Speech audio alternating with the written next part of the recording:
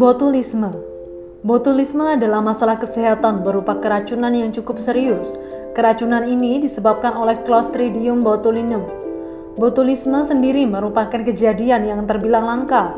Hal yang perlu digarisbawahi, racun penyebab botulisme merupakan racun yang sangat berbahaya dan mematikan.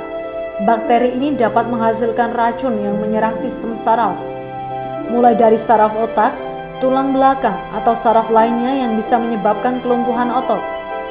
Kelumpuhan yang terjadi bisa menyerang otot-otot yang mengendalikan pernapasan. Ini bisa mematikan dan harus segera mendapatkan penanganan.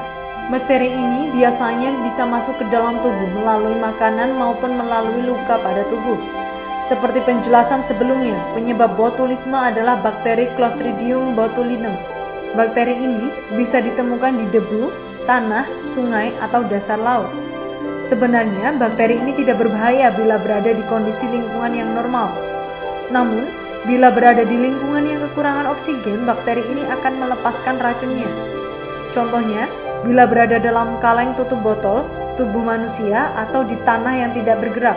Berdasarkan penyebabnya, ada 3 jenis botulisme, yaitu yang pertama, botulisme keracunan makanan. Botulisme ini merupakan botulisme yang muncul akibat konsumsi makanan kalengan rendah asam seperti buncis, jagung, dan bit yang menjadi tempat berkembangnya bakteri Clostridium botulinum. Jika seseorang mengkonsumsi makanan yang mengandung racun penyebab botulisme, maka racun tersebut akan mengganggu fungsi saraf sehingga mengakibatkan kelumpuhan. Yang kedua, ada botulisme luka. Botulisme jenis ini muncul akibat luka pada pengidap yang terinfeksi bakteri.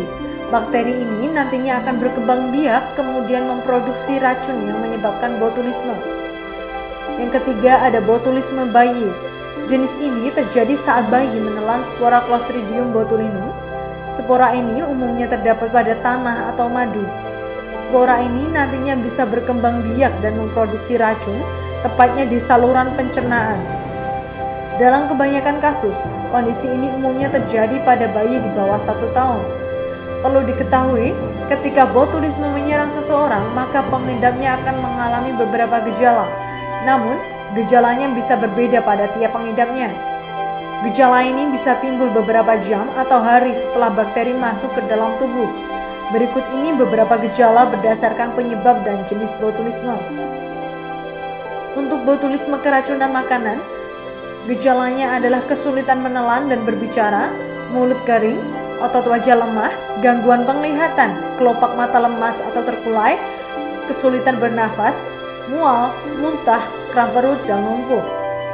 Kemudian botulisme luka, hal ini akan menimbulkan gejala seperti kesulitan menelan dan berbicara, otot wajah lemah, gangguan penglihatan, kelopak mata lemas atau terkulai, kesulitan bernafas, dan lumpuh.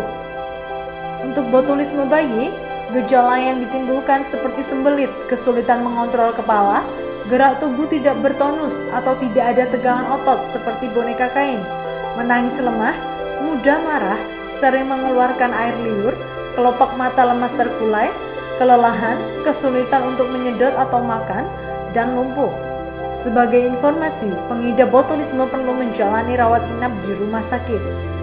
Pengobatan ini bertujuan untuk menetralisir racun sehingga fungsi tubuh bisa kembali normal. Perlu diketahui bahwa pengobatan botulisme tidak akan menyembuhkan kelumpuhan otot dan pernafasan yang mungkin sudah terjadi, tapi untuk menjaga kondisi agar tidak semakin memburuk. Beberapa minggu atau bulan setelah pengobatan, umumnya kelumpuhan yang muncul sebelum pengobatan akan menghilang dan tubuh kembali normal.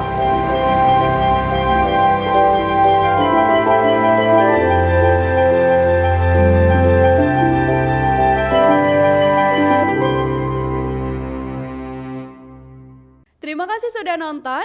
Jangan lupa like, subscribe, dan share ya.